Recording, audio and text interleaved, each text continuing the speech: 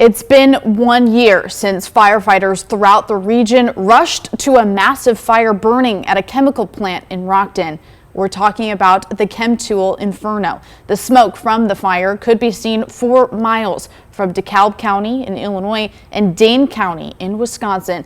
No one from the plant was injured in the fire, but hundreds of people living around the plant were forced out of their homes and couldn't return for days.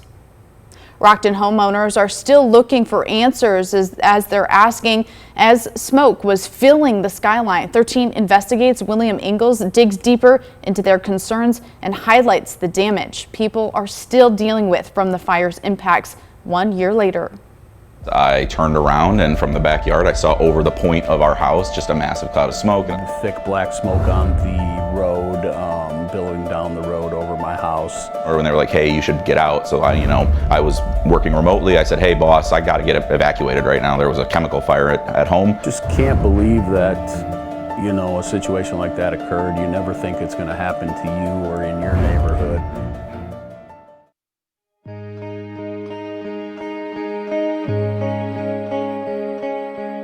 Blue skies have replaced the black clouds from a year ago, but for people who call this Rockton neighborhood home, they're still scarred and concerned for their community. It's very frustrating that even when I'm reaching out, because I don't have any actual attachment to this, I'm just a guy here that wants to see somebody held accountable for the fact that they polluted not only, our city, but also Winnebago County. In the midst of the confusion and chaos, homeowners say there was no guidance from officials. At the beginning, we didn't have any communication.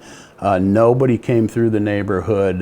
Mayor of Rockton didn't communicate with us. Any state or local officials never communicated with us. State government never communicated with us. Leaving people just like you and me to find answers on their own. Since then, we've done a lot of research on our own through contractors, through other insurance agents that we know, what have you, and we're finding most of the information out on our own. And those answers still coming up short.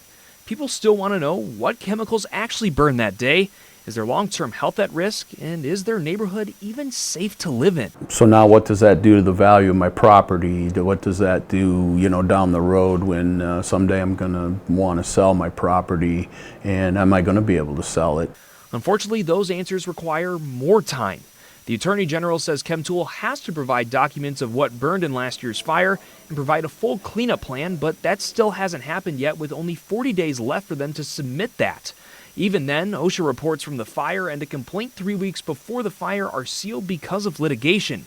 After a year of fighting tooth and nail, the residents tell 13 Investigates they just want answers. So if we can do that as a community, why can't a government agency do that? Why can't even Chemtool as a company come out and be like, here's our report? I know it's there. And for 13 Investigates, I'm William Ingalls.